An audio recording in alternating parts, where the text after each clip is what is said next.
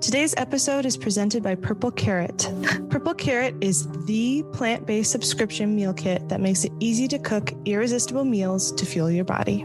Each week, choose from an expansive and delicious menu of dinners, lunches, breakfasts, and snacks. Every box is an opportunity to learn and experience something new with easy recipes and fresh, pre-portioned ingredients. No shopping, no food waste. Just globally inspired, restaurant-quality, plant-based meals. Get $30 off your first box by going to purplecarrot.com and entering code PODGO30 at checkout today. That's PODGO30 for $30 off your first Purple Carrot box. Purple Carrot, easiest way to eat more plants.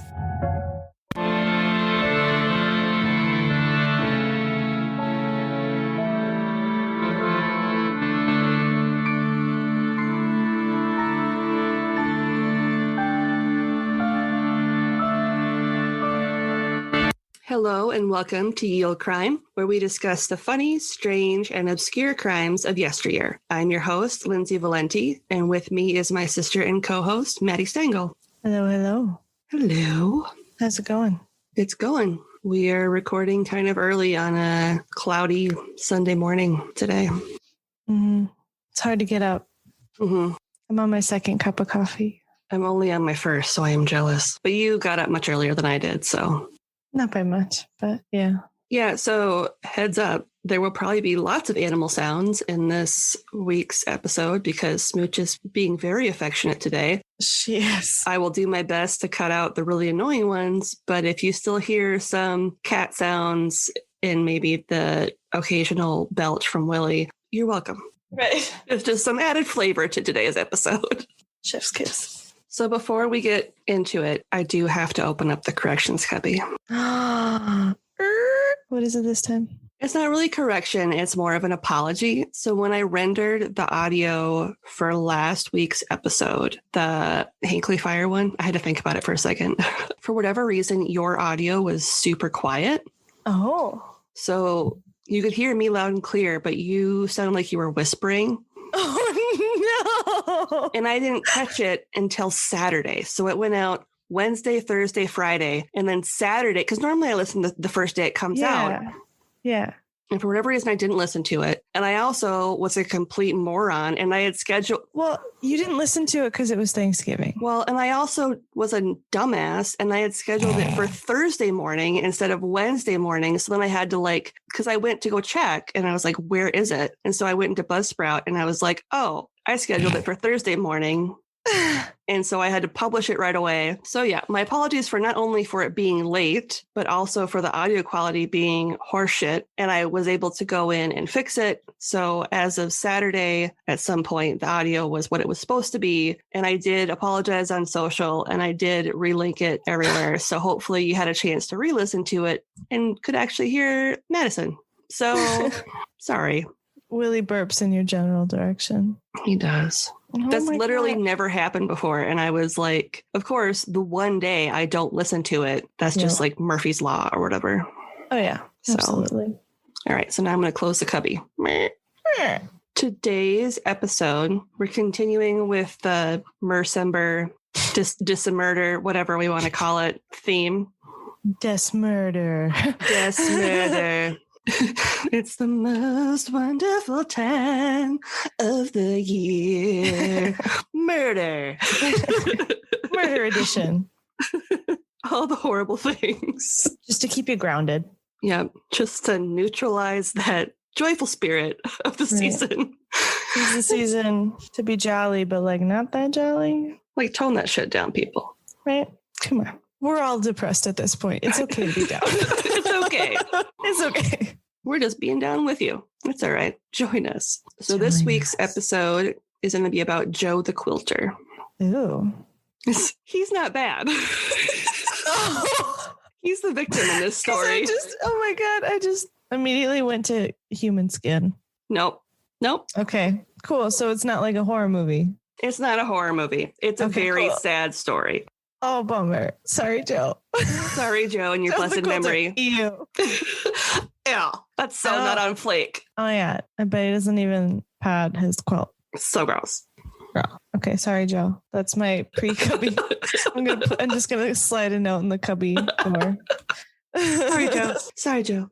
Information for this episode was pulled from the following sources, and there was a lot of them this week. A 2018 Mental Floss article by Emily Petsko, a 2018 BBC News article, a 2018 Selvage article by Matthew Henderson, 2018 The Northern Echo article, 2017 Northumberland Archives article, 2016 History Blog article, 2015 Hexham Courant article. I probably said that wrong, but whatever. And the Beamish website. And I'm also going to be including a link to a video produced by Beamish that does an awesome job of discussing the project that I'll mention at the very end of this episode. Okay. And it's a little long. It's like 15 minutes, but it's very much worth a viewing. So you can get a better idea of the setting. Okay. So, and links to all these articles will be included in the show notes, as they always are. You want to know how I know we're recording early? I was about to ask you if this is recent. Not that our podcast is called Ye Old Crime, with old having an E on the end, and us specifically stating no crimes past 1900. It was about, was this recent? Oh my God. I love that so much. I had to share. I couldn't keep that inside. I'm really glad you shared that because that was amazing. How recent was it? There was a lot of articles in 2018. Did it happen in 2018? It's the 5-year anniversary. Oh, okay. So Joseph Headley, who would later be known as Joe the Quilter, was well known and well liked in his community in Warden, Northumberland, England. Okay. He lived alone in the countryside, tended to his gooseberry garden, which sounds delightful. It does sound delightful. And made a living as one of the best known quilters in northern England. And he was also a warden? No, that was the town he lived in. It was called Warden. Oh, okay. I was like, that's really funny that he's like a warden who quilts. I'm really struggling. This is my second cup of coffee. Oh, warden who quilts and he got murdered. Oh, that's sad. Poor Joe. There's so many articles about him, and I'm just like, when did it happen? Joe, ew. This is going to be a t-shirt. Poor Joe. Poor Joe. Poor Joe. Okay. So he's a quilter and he has a gooseberry farm. Yep. Which is really cute. Yep. Although we can't be sure, according to the staff of Beamish, which is a living and working museum that shares what everyday life was like in 1800s North England. That's very specific. Well, and I'll go into it later, but it sounds like a really cool place. No, it sounds super cool, but what a niche market. They also do, so they have like an 1800s section. They also have a recreated village from like the 1950s and I think the 1940s. So it's not just the 1800s, but like... So we can't have them on the podcast? We probably could. I doubt they'd be interested. They'd be like, who? Who are you? We're number 2 in Uruguay. Oh, yeah. We're number 2 in Uruguay. Wop, wop. Holla, Uruguay. They're like, we don't care. That's not our target market. We're in England. So according to Beamish, it's believed that Joe lived in the same 2-room thatched roof cottage since his birth in 1750. Wow. Joe apprenticed with a tailor, but the trade didn't suit his skills. Taking up quilting, he was adept at decorative stitching, including intricate floral patterns, figures, and geometric shapes that he'd painstakingly stitch into the linen and cotton fabrics he used for his quilts. Wow. So he kind of crocheted a little bit too then. Yeah. Cool. Joe traveled all over the country selling his beautifully intricate homemade quilts, some of which were shipped over to Ireland, Wales, Scotland, and even as far away as America. Wow. The Beamish Museum is in possession of, I think it said 3 of his quilts, one of which was made in 1820. Nice. I read that not a lot of his quilts have survived, so they're kind of like a super rare item. I bet if they were super delicate, And people weren't able to be delicate. Or like pass them on. They were using them. Yeah. And even though his quilts were like obviously lovingly and like painstakingly made, he didn't sell them for a lot because he didn't want to be greedy and make a lot of money off of his craft, which I thought was interesting. That's very sweet.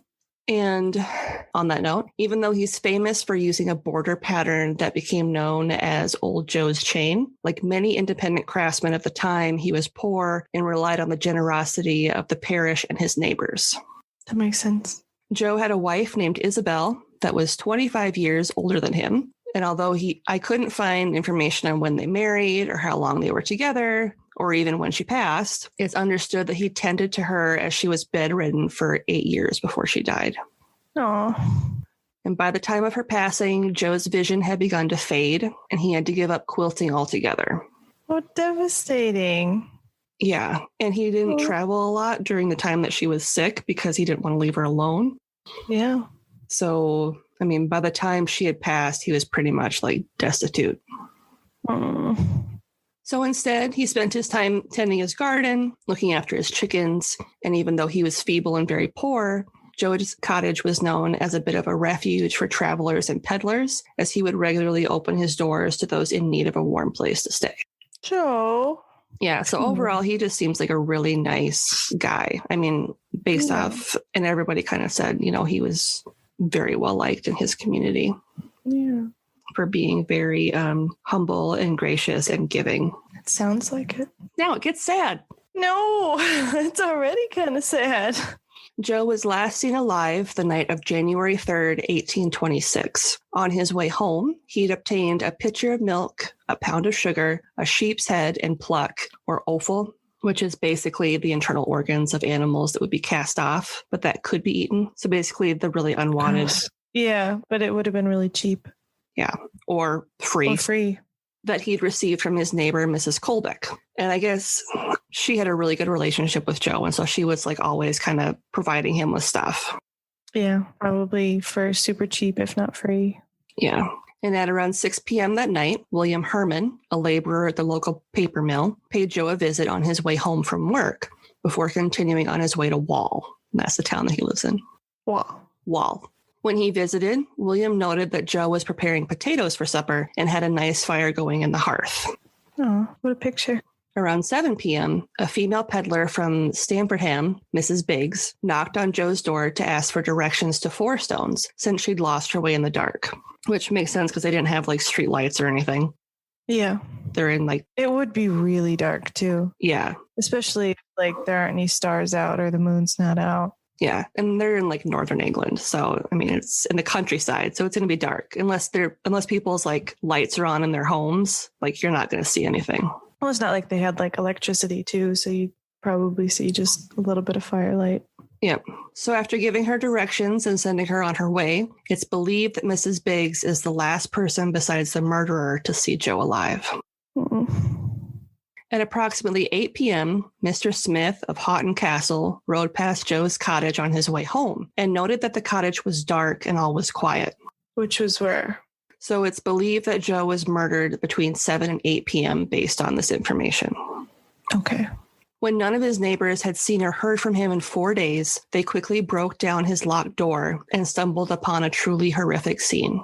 Joe's cottage was in complete disarray and the walls were stained with blood. A stretched out frame bearing a quilt in progress was found with a bloody handprint on it. The items he'd purchased from Mrs. Colbeck still sat untouched on his table. Joe was found in the back room where he stored his firewood and kept his chickens, a pool of blood under him. No. Some reports say that he was found in the outhouse, but I'm going based on the illustrations that were done of the crime scene, which noted that his body was inside the cottage. Okay. Well, that would make sense too. I feel like people would have noticed somebody in an outhouse.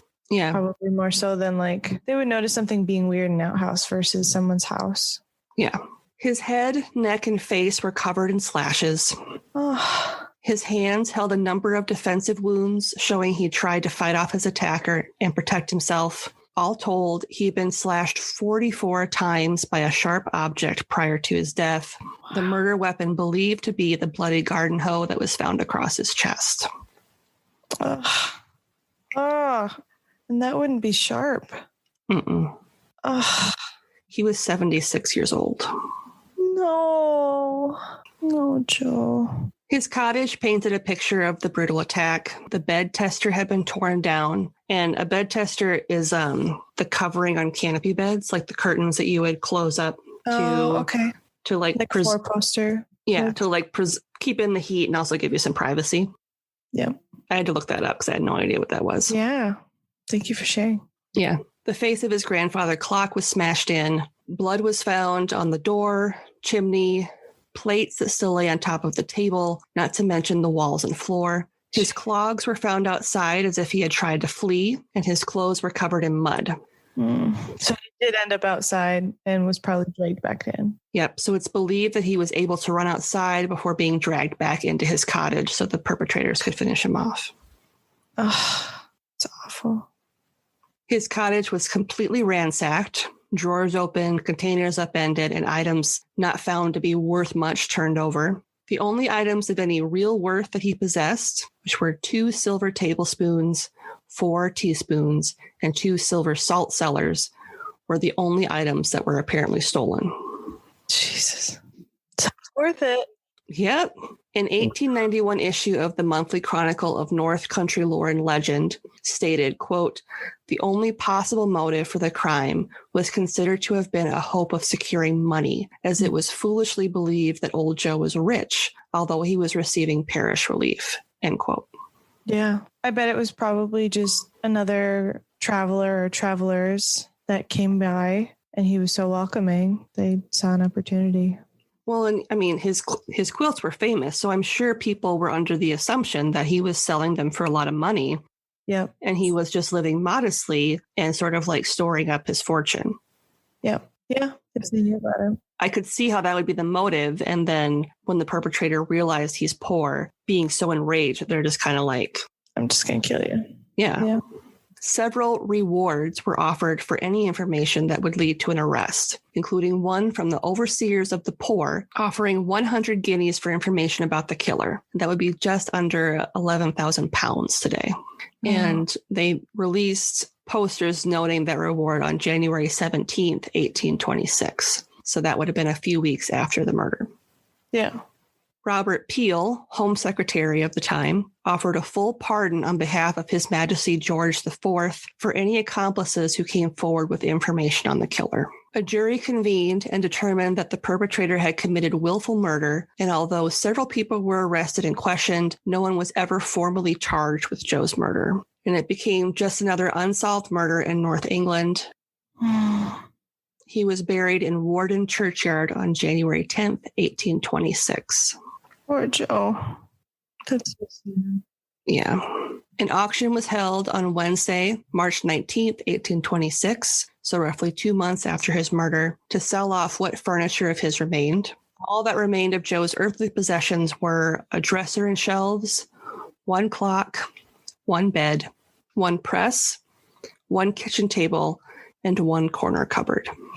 And I'm assuming they had to have really cleaned or maybe even restained them, because every single one of those things had blood on them. And the clock was busted. Yeah, so they must have put a new clock face on it. Yeah. Or glass covering. Yeah. But yeah, back then they didn't really just throw stuff like that away, especially if it was well made. So yeah, it would make sense that they would just have to clean it up and resell it. Yeah. Around the time of his death, several penny dreadfuls were published, describing in gruesome and embellished detail the story of his demise. Because this was such an awful crime, like it spread, like the entire country of England was soon aware of what had happened to this poor old man. I bet. Yeah, he was just an elderly man that wanted to help people. An example of this is quoted from the Northern Echo article. Quote, "They found the body of the murdered man, his gray hairs clotted with blood, his skull discolored with bruises, his face covered with gashes, and horrible to relate, his throat cut from ear to ear, evidently with a blunt instrument, all gashed and torn, the windpipe severed, the head hanging from the body. Wow. Joe's cottage was torn down 46 years after his death in 1872, and by 1873, the location of where it once stood was lost. Mm. Fortunately, his home and story have since been revived thanks to the Beamish Museum that I mentioned earlier. Yeah. Staff and members of the community of Warden were able to unearth clues on what his cottage may have looked like during an archaeological dig in the area. A replica cottage has since been constructed with some of the original stones and has been painstakingly furnished with items that would have been similar to the ones he owned. The staff was able to piece his life together using the postcard that was created after his death and historic auction records that detailed the items that were sold. And it's that's kind of what the video is about. They detail the process of digging up the site where his house once stood, and it ended up being like bigger than they thought it would have been. They brought in people who were familiar with the methods with which a house at that time would have been constructed. So they were able to... So they tried to construct it as accurately as possible. Yep, as historically accurate as possible. His thatched roof was thatched with heather, which they gathered from some fields that were in the area where it originally stood. Nice. And they even, based off the illustration on the postcard, put in a crack on the exterior that was on the outside of the building from some sort of damage to his house. Interesting. To a T. That's kind of fun. It's really cool. So I really encourage you guys to watch the video that is in the show notes, because it's fascinating to see the steps they took to recreate this house and sort of honor this man's memory. They were able to find some of his possessions in the archaeological dig, a handful of things they were able to kind of clean up and include in the house. So it's really cool. And obviously with COVID, I have no idea if you can actually visit this place right now. But if you live in Northern England or around there and are able to check it out, I encourage you to check it out. Absolutely. And that's the sad story of Joe the Quilter. Oh, man. Well, sorry, Joe. You'll never really know who got him. No. That's a bummer. Mm-hmm. So I've been asked to do some promo for these two lads, Ryan and Paul, for their podcast, Cold Callers Comedy. Quite honestly, I've never listened to it because it sounds like shit. But what I can tell you is that my show, Artie's Artist Stats, is one of the segments, and that is an absolute peaky blinder you can't miss out on. Whoa, what the hell, Tom? You meant to promote our show, not slag it off. I couldn't care less, mate. Well, you should. You're on the podcast. Yeah, how about a little gratitude? Brain, show 'em how grateful we are. Your precious podcast. Gratefully accepted. We're not giving it to you. Admirable. What a mistake. So yeah, listen to my show, Cold Callers Comedy, on Apple Podcasts, Spotify, Amazon, and all the other podcast platforms. The podcast rises. Come here. So this week's podcast plug is Cold Callers Comedy, which are our friends Paul and Ryan. Nice transition. Yep. And I love them so much. They're so funny. The impressions they do are hilarious. Their jingles are perfect. The segments they do on the show are always entertaining. And if you like hearing 1-star movie reviews to try and guess what movie is being discussed, this is the podcast for you. Awesome. They've been great friends of ours almost since the beginning. So go check them out, pick up some of their holiday merch, and enjoy. Yay. And this week's question is from Julia of the Always Time for True Crime podcast. Okay. She wants to know, do you like cheese? I'm sorry. I grew up in Iowa, came to Minnesota, and visit Wisconsin often. And I was also a very picky child. So my diet until I was 12 was potatoes and cheese. My nickname growing up was the Dairy Queen. Yep. Because I love cheese so much. So no, I actually don't like it. It is the worst. And I hate that you even brought it up. The worst. No, I actually still eat cheese every day. I have cottage cheese in the morning, and yeah, I'm a big fan. What about you?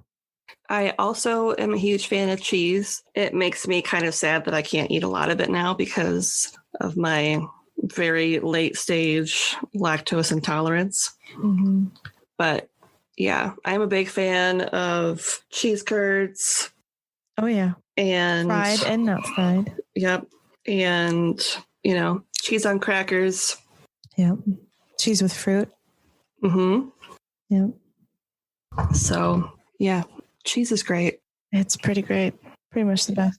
I feel like you're somebody I probably wouldn't trust a lot if you didn't like cheese. Or like, no, if you hated cheese.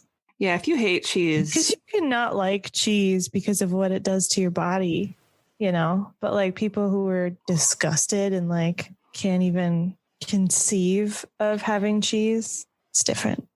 It's a little suspicious. I'm not gonna lie. Yeah. Not that we don't like you vegans out there and stuff, but. No, but they still try to like make their own cheese. Yeah. Or mimic the flavor. Like nutritional yeast has like a cheesy taste. So if you use nutritional yeast, or what do they call it? Like noosh or something. Yeah. Yeah. Mm-hmm. See, even vegans like cheese. They like ghost cheese. Pretend cheese. It's the fake cheese. It's fake cheese. Would it be like cheese farts? Because it's just the essence of cheese and not cheese. This has an essence of cheese. Ultra cheese. What if there was like a fragrance essence of cheese? Oh my God. What kind of cheese would it be? Do you just smell like cheddar? I was just going to say cheddar, or like a sharp cheddar. Yeah. Or the cheese that they put, like the Mexican shredded cheese, because that's pretty fragrant. Mm-hmm. Essence of cheese. Melt hearts. They call it something like chase. So it sounds French. Essence of chase. On that note, what's something good you want to share? Actually, so my partner and I, we decided to give each other, actually next week is our 6-month anniversary, which is insane. But I know we started talking during the pandemic, but we were at Target grabbing things and they had a sale on Nerf items, buy 2, get 1 free. And so we got the Nerf rifles that have little foam balls. Oh yeah. And it's been really fun. He got me like right on the brow bone, on my eyebrow, and I got him in the neck. And I got him so hard in the neck, it looks like a hickey. Oh. And it's still there. But like I have a tiny apartment, but we're still able to kind of run around and play. Yeah, load it and have fun. And then Willie is like nervous. Because he doesn't want us to get hurt, but he's also gets like really jazzed. Mm-hmm. So every time when we're out of rounds, he like grabs a toy so we can play tug of war with him because he wants to be included. So we play tug of war and then play another round, and then Smooch keeps finding these foam balls everywhere. So Smooch will like find them for us, and then we have a little bowl with the foam. Because like Willie doesn't care about them, which is good because they look like cheese balls. They do, yeah. But Willie is a texture dog. And so he tried putting one of these in his mouth and he was like, bleh. So I'm very thankful that he doesn't like them. But yeah, it was super fun playing. And I'm actually a much better shot with a fake rifle than I thought. So nice. Pretty impressed that I got him. I got him in the neck, and then I got him in like the cheek or something too, because we were like hiding low, and we would pop up and shoot. I got him right in the cheek. Oh man! But yeah, that's my good thing. It's just been fun to kind of do something like that, because he was talking about how that there's like actual Nerf obstacle courses and like Nerf areas that kind of simulate like paintball things. So maybe we'll do that. I'm sure it's similar to like airsoft and stuff like that.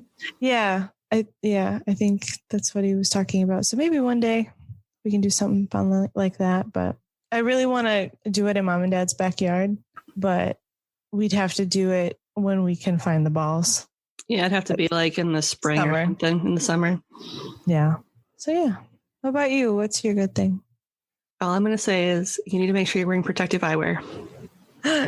Yeah, that's true. I will. So. Yeah, because it goes 90 FPS or whatever. Feet per second. And it hurts. It does hurt. Because he hit me with it and I was like, ow. It's like, that doesn't hurt. And then he hit himself and he was like, ow. Like, yeah, it does. So we try to be like farther apart, but it's still smarts if you get the right angle. Mm-hmm. Protective eyewear. Yes. We don't let the girls play unless they're wearing like some sort of goggles or glasses or something. Yeah. So my something good. I love how it's taking me a long time to think of something. We're going to get brunch today. You are? Mm-hmm. Where are you getting brunch from? Village Inn. Ooh, nice. So you're going to do like a whole smorgasbord pickup? Mm-hmm. Nice. And they do an awesome job, actually, like packing up their to-go stuff. Like they use those like separated foam things. But not only that, they put like underneath like the hash browns, they put like a tinfoil sheet to try to like keep it warm and stuff. So I was very impressed by the job they do I really like Village Inn. Anything liquid is in a container. Yeah. I like your Village Inn. When we were like having pseudo sister dates, there were times where I wouldn't be able to visit often. So I would visit and have dinner and then stay the night. And then you and I would have breakfast the next day before I went back. And I always liked that. That was always it's good food. Like their hash browns are really good. They actually like crisp them without burning them. Mm-hmm. It's hard to do. It is hard to do. Breaded hash browns are hard. Nobody talks about it. It's hard to make them because they're either like limpy and crunchy or limpy and like mushy, or they're too crispy and dry. It's really hard making decent hash browns. Like even at home, like, yeah, especially at home, I feel like the ones that we make, they end up being like super oily because we need to use a lot of oil to actually like crisp them up and stuff. Mm-hmm. I wonder what they do. Like if they... Well, I'm sure they make them on those like big stovetop things, and it's probably a lot easier to control the temperature that way, and because it's a certain heat. Yeah. And they just like squirt the oil and then... Well, and you can spread them out a little easier too. Mm-hmm. I'm trying to remember from my days working... At Perkins? I didn't work at Perkins. Oh, no, Country Kitchen. Country Kitchen. Country Kitchen. There's still a few of those left. Mm-hmm. There aren't a lot. Yep. Back when I used to be a waitress. Mm-hmm. In the smoking section. Back when smoking sections were still a thing. Yeah. Gross. Yeah. Anyway, brunch. Excited about brunch. Brunch. That's really exciting. I bet the girls are really excited. Yep. Because you get to make it. It's always a treat. It's not just picking up food. It's like picking up food that is more exciting than your average. Like bowl of cereal and grabbing a Happy Meal or something. It's a little different. Yeah. Shall we? We shall. You can find us online at yeoldecrimepodcast.com. We're also on Twitter at yeoldecrimepod and on Instagram at yeoldecrimepodcast. It'd be cool if we could get to 1,000 followers on Instagram. Right now, we're like just over 700. I realize that's a lofty goal, but it'd be cool if we could achieve it. Maybe someday, soon. Someday. Maybe something we say will explode, good or bad. Maybe there'll be a good meme on there or something. You can email us at yeoldecrimepodcast@gmail.com. A great way to support the show if you want to help out, but can't financially, is to leave us a 5-star rating and review. That's right. I need to read the super awesome one we got from our friend Brad at the Doomsday Podcast. He is an amazing human being, and you should definitely check out his podcast. It's produced by Funeral Kazoo, which is... That's the company name? Yeah. That's amazing. It's amazing. And you should go listen to it because it's great. I'm actually going to ask him if we can get his promo to put on the show sometime. That's awesome. So his 5-star rating and review is as follows. The subject line is hot take, yield crime podcast over my favorite murder. What? Right? You flatterer. That's a pretty hot take.